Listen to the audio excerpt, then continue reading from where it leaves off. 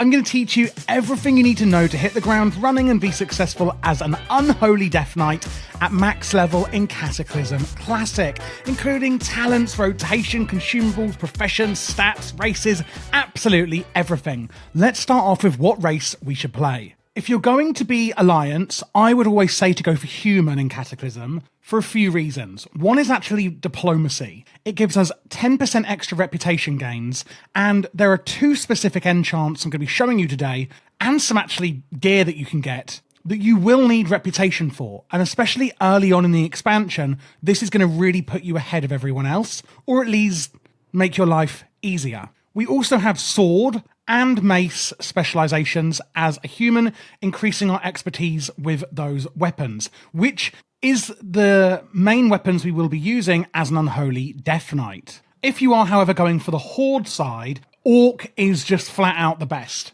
Main reason, Blood Fury. It's a 2-minute cooldown, increasing your attack power by nearly 1200 for 15 seconds, which is massive. This is a huge DPS cooldown. We do also have axe specializations, which we can use as a Death Knight. However, the drop chance on getting a good axe is a lot lower due to the items available in Cataclysm. There is also the command passive. Damage dealt by Death Knight, Hunter and Warlock pets is increased by 5%, and that is another DPS increase for us as Death Knights when we're an Orc. Another main contender is Troll. Increasing your attack and casting speed by 20% for 10 seconds. This isn't as good as the Orc racial, but it is still good. This is the Berserking ability. And Beast Slaying, increasing damage dealt versus beasts. We're not going to be facing many beast bosses in Cataclysm, so it's not really that beneficial, but if you do happen to come across a beast, we are going to get a slight DPS increase.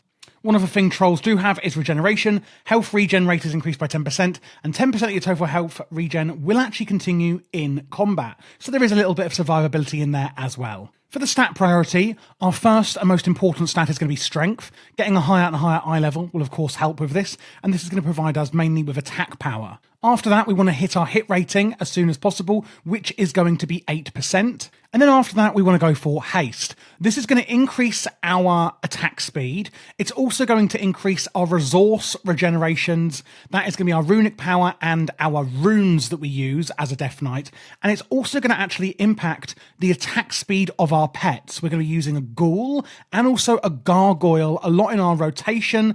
And this is going to directly impact them as well, massively increasing our DPS. After that, there's crit and or mastery. Mastery increasing our shadow damage, and of course crit increasing the chance to get a critical strike. After that, we want to get our expertise to the cap, which is going to be 26. If you don't know what this does, it basically reduces the chance that our enemies are going to dodge or parry our attacks. We do have little use for it as Unholy, and therefore if you do get some of this, you can just reforge it out. However, is the lowest stat really after that we use. We're going to start off now looking at the actual build and rotation itself, starting with the talents. If you're not sure what some of these abilities are that I'm going to be talking through, don't worry, because when I go through the rotation part, I am going to be fully explaining what each and every ability does. Of course, we are in Unholy, and therefore most talents are going in the Unholy tree. Starting at the top, Epidemic, increasing the duration of our Blood and Frost Fever plagues.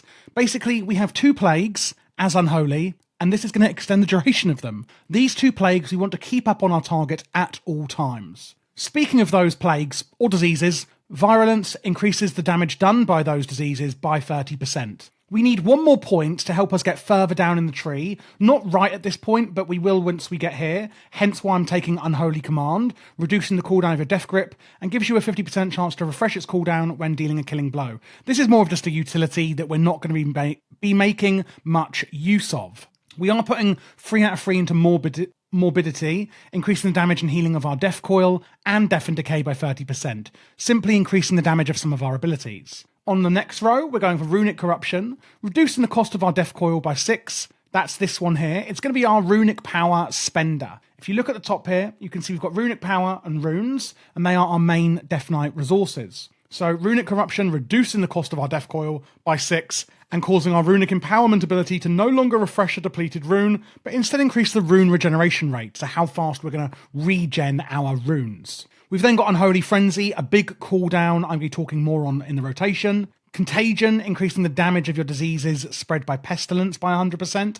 Pestilence is a way of spreading our diseases, our frost, fever, and blood plague, to all nearby enemies. Usually it does reduce damage when we use that ability to extend it to others, and this is going to increase the damage of it, and therefore we're not going to lose any damage by spreading those plagues and diseases. Shadow Infusion grants your successful death coils a 100% chance to empower your active ghoul, a pet that we're going to be having up at all times, increasing its damage dealt by 6% for 30 seconds, stacking up to 5 times. That's a passive ability that's going to be kind of happening just as we're going through the motions of our rotation. Magic Suppressant, increasing the spell damage absorption by our anti-magic shell. Basically, this is a cooldown and defensive we have. Rage of Rivendare, increasing the damage of your Plague Strike, Scourge Strike, and Festering Strike, just increasing our damage done by some of our abilities. Anti-Magic Zone, a fantastic defensive, placing a large stationary anti-magic zone that reduces spell damage done to party and raid members inside it. You can use this similar to how Disc Priests have their dome, basically placing it as a... well, I'll show you actually. Placing it like this, and anyone standing inside it is going to be protected. As you can see here, reducing spell damage done to any party and raid members inside it by 75%, which is massive. Improved Unholy Presence, granting you an additional 10% haste 1 in Unholy Presence. In addition, while in Blood Presence or Frost, you retain 15% increased movement speed. So you can see up here, we are in Unholy Presence. You have 3 as a Death Knight, Blood, Frost, and Unholy. What does Unholy Presence do? You're infused with Unholy Fury, increasing your attack speed and rune regeneration by 15%. Movement speed by 15%, and reducing the global cooldown of your abilities by 0.5 seconds. We can only have one up at a time, and we can have it active at all times. If you don't know what the global cooldown is, see when I use an ability, the little kind of clock goes round on all of my abilities. That's the global cooldown. So if you have a really slow global cooldown, it'll go like really slow until you can use your next ability, whereas the faster it is, you can see it goes around net really quickly, meaning it's increasing the speed at which we can get out our attacks. Hopefully that makes sense. If anything doesn't make sense, by the way, and you've watched this video, you can leave a comment below. I try and reply to as many as I can, or you can join the Discord where I can help you out, or another member of the community can help you out in there as well. Dark Transformation, another cooldown, more on that shortly. Sudden Doom, your main hand auto attacks have a chance to make your next Death Coil cost no runic power. You can see Death Coil here, costs 34 runic power. When Sudden Doom procs, your Death Coil will light up and it will be free, it won't cost anything. We also have the Ebon Plague Bringer.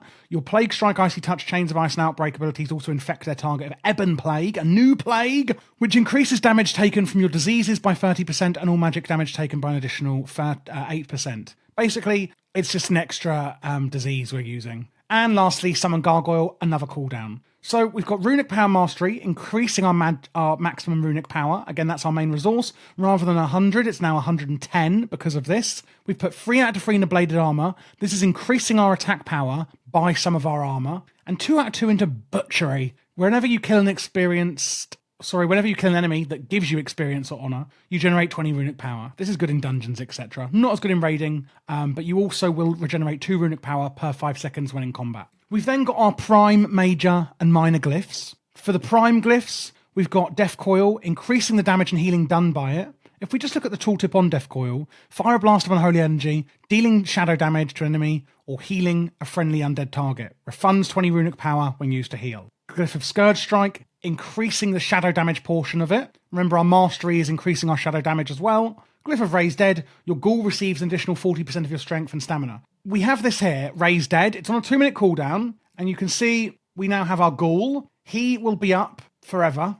Raises a ghoul to fight by your side. You can only have one at a time. And his stats actually scale off our stats. And the Glyph of Raised Dead means that they get an additional amount of our strength and stamina from our stats. For our major glyphs, we have Pestilence, increasing the range of that spell, Blood Boil, increasing the radius of that ability, and Anti-Magic Shell, increasing the duration of that. Remember, that's the big cooldown we can use, surrounding ourselves in that shell, reducing damage from spells upon us. For minor, your Blood Tap no longer causes damage. That's this one here, immediately activating a Blood Rune and converting it into a Death Rune. Basically, you can see top here, we have Blood, Frost, and Unholy runes. A Death Rune, which you can see here when I use Blood Tap, it's turned a Blood Rune into a Death Rune. A Death Rune actually counts as any rune. So you can use any ability that uses any rune with a Death Rune, rather than it being subjected to only blood abilities with blood, etc., etc. Glyph of Death's Embrace, your Death Coil refunds 20 runic power when used to heal an allied minion. And you can see in here that it does also show that on the tooltip. And lastly, Glyph of Horn of Winter, increasing the duration of that. That is this ability here. We can use it every 3 minutes. The Death Knight blows the horn, which generates 10 runic power and increases the total strength and agility of all party and raid members. Keep this up at all times. It lasts 3 minutes on your raid and party. Putting it all together into the actual rotation then. First things first, we want to get our diseases up on the target and keep them up at all times. Let's go over to this training dummy because nobody's here. One way we can do this is Outbreak. So when we go into battle, we can use Outbreak, instantly applying Blood Plague and Frost Fever to the enemy. And that will also put on that Ebon Plague that we get from our talents. So you can see here we've got all 3 diseases up on our target. And again, we want to keep these up at all times. Outbreak is a 1-minute cooldown and will apply all of them. So you can use this when you go into combat. Another way of applying them is Icy Touch and Plague Strike. So if you have got Outbreak on cooldown, these 2 are the ways that you can also refresh them. Icy Touch putting on Frost Fever and Plague Strike putting on Blood Plague. Another way of refreshing them is Festering Strike here. And we are going to be refreshing these plagues and diseases with Festering Strike as our second priority. So apply them when you go into combat using Outbreak, refresh them using Festering Strike, an instant attack that deals weapon damage and increases the duration of your Blood Plague, Frost Fever, and Chains of Ice effects on a target. So we're going to make sure that we're keeping up our diseases with our Festering Strike once they've been applied. You can see it does cost 1 blood and 1 frost rune as well. Remember this talent here, Shadow Infusion, grants your successful Death Coils a 100% chance to empower your active ghoul, increasing its damage dealt, and it stacks up to 5 times. So when we use Death Coil here, which I'm going to use 3 times, you can see that my ghoul now has damage dealt increased by 18%, and it's got 3 stacks of that. When it reaches 5 stacks, you can then use your Dark Transformation. When I use that cooldown, you can see that my ghoul has actually transformed. Consume the 5 charges of Shadow Infusion on your ghoul to transform it into a powerful undead monstrosity. The ghoul's abilities are empowered and take on new functions when active. And this is basically just making your ghoul super duper. And we can use this using 1 Unholy Rune whenever it basically lights up, which is when we've used 5 Death Coils. Then we have Scourge Strike and Death and Decay. This uses an Unholy Rune each, or we can use Blood Tap and use a Death Rune, for example. You are going to see that sometimes you are going to get more Death Runes passively as well. Whenever we have either Unholy or Death Runes, we want to use our Scourge and Death and Decay. Scourge Strike and Unholy Strike dealing damage as physical. In addition, for each of your diseases on the target, which should be all 3, you deal an additional 18% of the physical damage done as shadow damage. We can also use our Death and Decay on a 30-second cooldown, basically doing damage to targets in the area. Do be aware it's going to cause a very high amount of threat, so you do want to be careful of that. But basically using Scourge Strike is how we're going to spend our runes.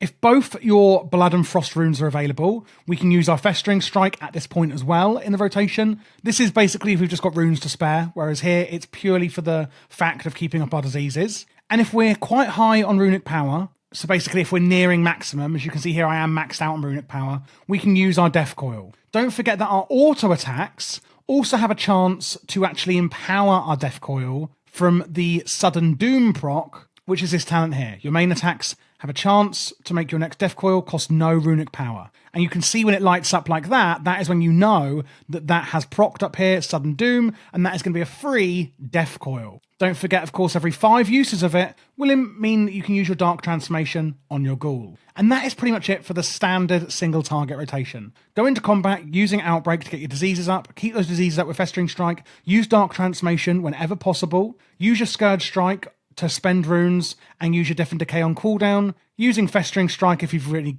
just got runes to waste really, and using Death Coil to spend runic power, and also to get stacks up on your ghoul so that you can use Dark Transformation, using free Death Coils when possible. Moving on to the AoE rotation, we're going to the same way put our diseases up, whether that's through Outbreak or Icy Touch and Plague Strike, and then we're going to use Pestilence. Spreads existing plagues from your target to all other enemies within 15 yards. Like I said earlier, it usually does reduce damage, but because of our Contagion talent, our Pestilence is going to make sure that we're spreading those diseases at maximum efficiency and power and damage to all enemies nearby. We're still going to use our Dark Transformation whenever possible. We're going to use our Death and Decay. Remember, it's going to hurt any enemies in that area. You can use our Blood Boil to spend runes. Boils the blood of all enemies within 15 yards, dealing shadow damage. Deals an additional damage to targets affected of your diseases. Of course, we're keeping those up at all times.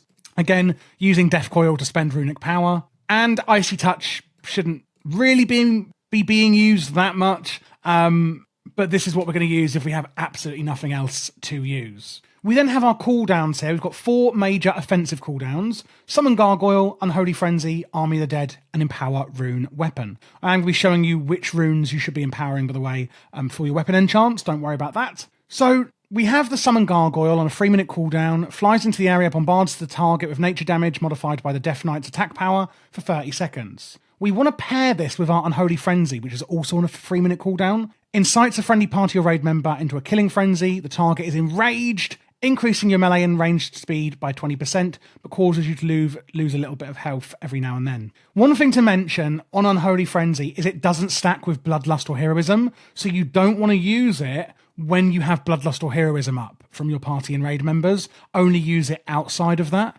And the reason we use it with our Summon Gargoyle is because your Gargoyle will actually inherit your attack speed when you cast it. So basically, if we're doing more attack speed because of Unholy Frenzy, so will our Gargoyle, meaning our Gargoyle will actually do more damage. Army of the Dead basically summons a huge army of undead minions, as you can see here, to attack our target, doing loads of damage. It is on a 10-minute cooldown, meaning you can only use it once or potentially twice in a fight, depending on the length. Use this on cooldown and empower your runic weapon, empowering it, activating all your runes and generating 25 runic power. You should only use this when you've used all your runes up and then want to get them all back up immediately and you don't have a lot of runic power. You don't want to overcap on runic power, of course. Looking at defensive cooldowns, we have Icebound Fortitude, reducing damage taken. Death Pact, sacrificing an undead minion, healing us. Blood Tap we've already spoken about, and Anti-Magic Shell we've already spoken about. We've then got a few utilities here. Raise your dead minion.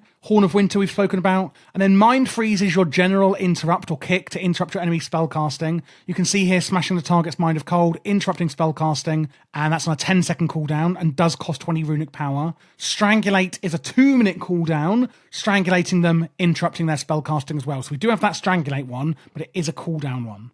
The only other things I think it's worth mentioning that you have as a class is Chains of Ice. You can see here I can put Chains of Ice on them, massively slowing the target. And we also have Path of Frost, where basically you and your party and raid members can walk on water, which can be really, really useful, but damage will cancel the effect. And that is basically how you're going to play Unholy Death Knight regarding the rotation. Now we're going to look at what consumables and professions and things like that we should be using, because they actually make a massive difference in Cataclysm Classic. As I said before, reputation as a human is really invaluable. For these 2 enchants above my head, there's the Arcanum... Oh, that's the wrong slide. There we go. The Arcanum of the Wildhammer or the Dragonmaw. These are the Twilight Highlands reputations. And remember, humans are going to get an increased rate of reputation gain. The Inscription Stone, there's a Revered and Exalted version. This is Pharazane's rep in Deepholm. These are the 2 reputations that really matter as a Death Knight regarding the enchants. If you're looking at how to get these, I've got a reputation guide on my channel. I'll put it down in the description below for you. For the gems, we're going to go for red gems, Inferno Rubies adding strength, Fierce Ember Topaz adding strength and haste, and Etched Demon's Eyes in the blue slot doing strength and hit rating. Regarding your rune as a Death Knight on your weapon, I would go for the Rune of the Fallen Crusader, affixing your rune weapon with a rune that has a chance to heal you and increase your total strength by 15% for 15 seconds. And then on professions, strangely enough, tailoring is one of the best. I know, it sounds crazy as a plate wearer, but we get the Sword Guard Embroidery. Basically, sometimes when you're attacking, we have a chance to increase our attack power by 1,000 for 15 seconds. The other one I would recommend is Enchanting, where you can enchant both of your rings with 40 strength each for an extra 80 strength.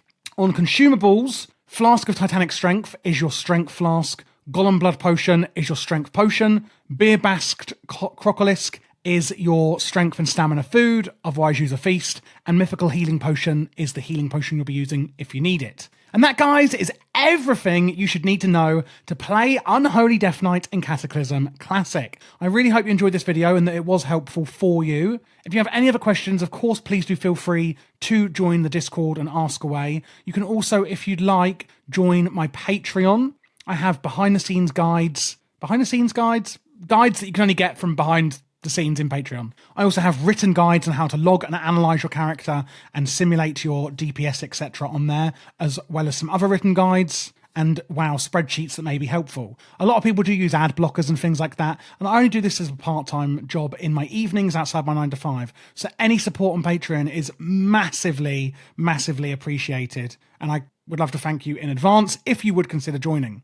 If not, however, like I said, please just do put your comments below in the comments or in Discord, and I'm happy to help as many people as I possibly can when I have time to. And if you are looking for other class guides, whether that be for Death Knight or other classes, or even just general guides like dungeons, etc., you can click this playlist here for all PvE class guides and check out my channel for other general guides.